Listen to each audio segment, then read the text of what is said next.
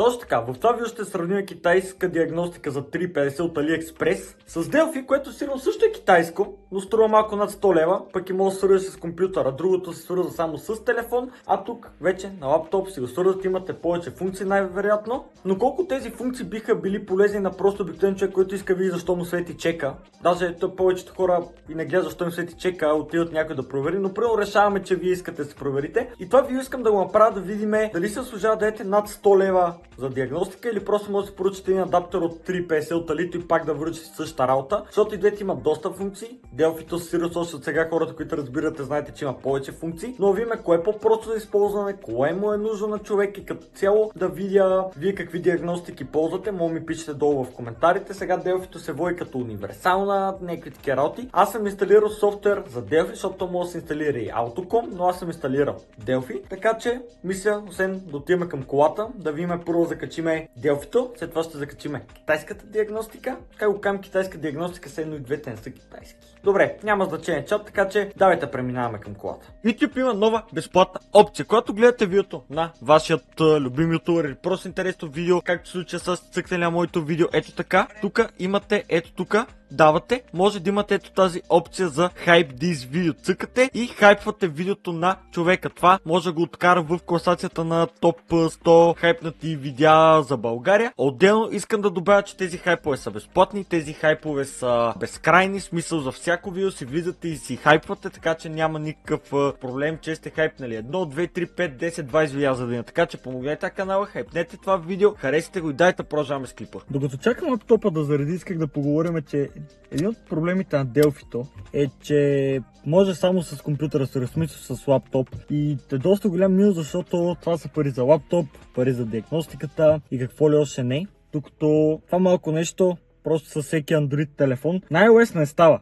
помежду другото. Това също е минус. С iPhone, ако сте, това не мога да свържете, защото изиска приложението от официалния сайт да се свали. Но пък мога да се заобиколя, защото ако има просто приложение, което да свалите от App Store, ще сработи. Защото тук на Huawei, по-като ще покажа, ползвам едно приложение. Обаче изтеглих на друг телефон друго приложение и то също работеше. Даже работеше по-добре, така че трябва просто да откриете приложение, което става. Добре, лаптопчето то заради аз тук докато си говорим. Така че дайте ми да свържем Delphi-то. Сега едно от важните неща, които разбрах. Първо, това в буксата на колата, след това в лаптопа, след това програмата. Така направили сме всичко, тук буксата е сложена, ето го Delphi-то, включвам в лаптопа, тук сега избираме, може по VIN номер, може ето тук също намерим просто Volkswagen, има доста коли, до 21 година по принцип поддържа, цъкаме го Volkswagen, чакайте, така, след това идваме търсиме Golf, в случая, знаете, карам Golf петица, така.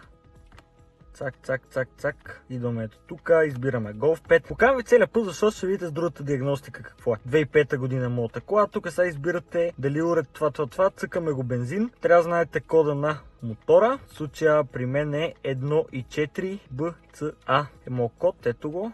BCA. Има го в багажника на автомобила, ако някой пита. Сега, много важно. Даваме на контакт. Избираме свързване. Много е важен контакта, за да се закачи към компютъра, защото трябва да се будите компютъра, цъкате му добре, диагностиката се изтраква, тръгва и виждате тук какво дава, автомобила не реагира. Така, сега някой ще каже, добре, трябва да е запалена.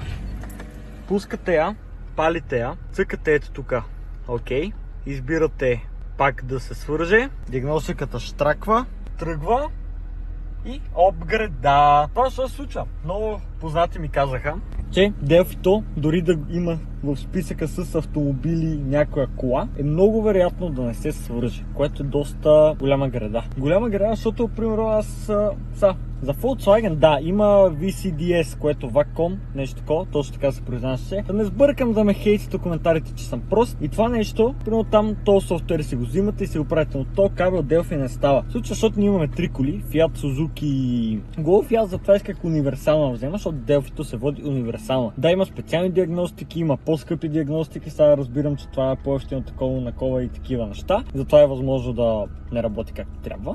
но пак е минус това нещо, защото на Suzuki-то и на Fiat се свързва. Аз ще ви покажам Fiat как ще се свърже. По абсолютно същата схема, която дал, като го цъкне ще се свърже, така че това ще ви го покажа в видеото, така че давайте да разкачам от тук и да ви го покажа. Реших, че е много добра идея да напиша VIN номера, за да ви покажа, че дава абсолютно същото нещо. Ето тук видите, по VIN номер съм го потърсил, няма да покажам целият VIN номер. Ето. Знам, че преди това даваше друга грешка, но просто защото не става. Това е голям проблем. Дали условите на всичките двигатели там, да не е само на то, който примерно вие знаете, примерно каме картончето объркан дрън, а по VIN номер, то вече си знае всичко. И това е доста голям минус, така че вече официално преминаваме към Fiat да го закача там.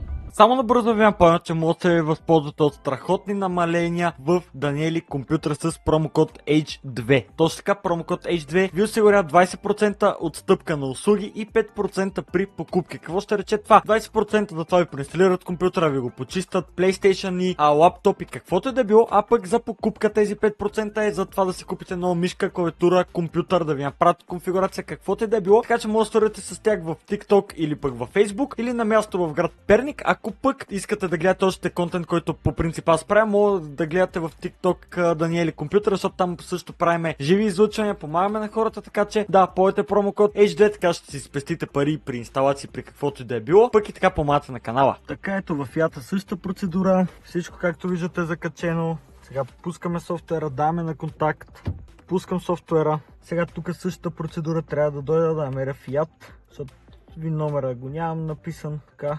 Нека го подминах.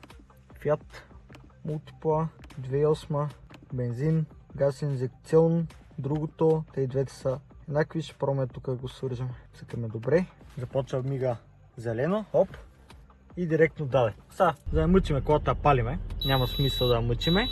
Така, и тук сега имате всякакъв списък с лайв данни. Така, заявки за двигатели, в момент на запалване, виждате всякакви неща, имаме газ, синхронизатори, неща, абсолютно всичко има тук. Всичко, което си потърсите, имате тук регулиране, имате и активиране компоненти, така че много неща имате. Сега мисля, че е време да свържем мъничката диагностика, тази баш китайската, за да видите там какво е. Така, видяхте Делфито. Плюсове, минуси. Минусите, че е по-скъпо, има кабели, трябва лаптоп, не чете всички коли, както видяхте, Голфа не иска да го прочете. Там в газовия компютър, защото той е фабричен метан на колата, влиза, вижда километрите на колата, всичко, чека свети, но казва, че няма грешки, което е много странно. Дори като му цъкнеш да ги изтрие, то не изтрие нищо, защото няма нищо, което също много странно. Мога ми дайте някой след долу в коментарите, мога да бъркам нещо. Това не е нарича как да ползвате програмата, просто едно просто сравнение от прост човек. Сега, тестваме това нещо. Плюсът е преноса, че няма кабели, че струва 3 лева от AliExpress.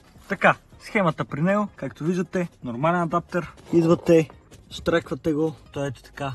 Светка, палите си колата, взимате един телефон, идвате на ето това приложение, което е официалното приложение, разрешавате му активира Bluetooth и давате реал-тайм сензорите. Още не се е свързало приложението, както виждате, защото вижте няма дата никъде. Така ето, всичко се е свързало, идвате, сега тук както и как първия път, ето тук най-горе е реал-тайм и виждате ето и оборотите, 700 оборота. 700 оборота, виждате температурата на колата е 65 градуса. Плюс-минус е толкова, според мен малко над 70. Тук имате още за изчислявате от 0 до 100, от 0 до 200, четвърт миля и какво ли още не е, конене, какви имате да изпълнявате тук.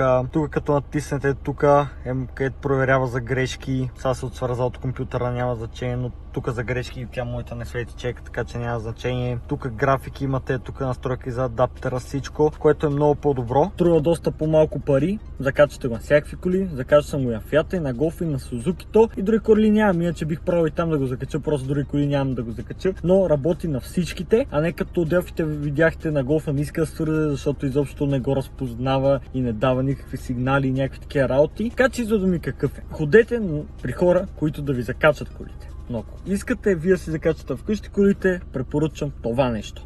Много хора в коментарите ще казват, ти не знаеш как да работи с Делфито, пак това онова. Да, може и това да е, но препоръчвам това нещо, защото няма смисъл да се набутвате кой знае какви пари. В другото приложение просто рандъм приложение стеглите, от него могат чистите грешки, това онова, което е доста добре, бих казал. Би ви помогнал за някакви дребни неща, примерно ако чак толкова искате вие нещо да свършите, но общо взето да, препоръчвам адаптерчето от 3 ля. Много искам да видя какво вие ще кажете в коментарите, какво ползвате, Делфита, Мелфита, всичко, както и как по-рано в клипа. Няма се това видео да ви е било интересно, защото исках да е така малко по-различно, малко по-интересно, по друга тема, пак свързано нещо с коли и такива неща. От много време съм ви обещал да направя видео за колата, която карам. Вече знаете, че е 1.4 мотор, но другите подробности, неща, защо съм я купил, как купих и тем подобни. Ще гледам скоро да направя такова видео и се надявам, че това видео ви е харесало. Ако е така, абонирайте се на канала, харесайте това видео, хайпнете го и до скоро!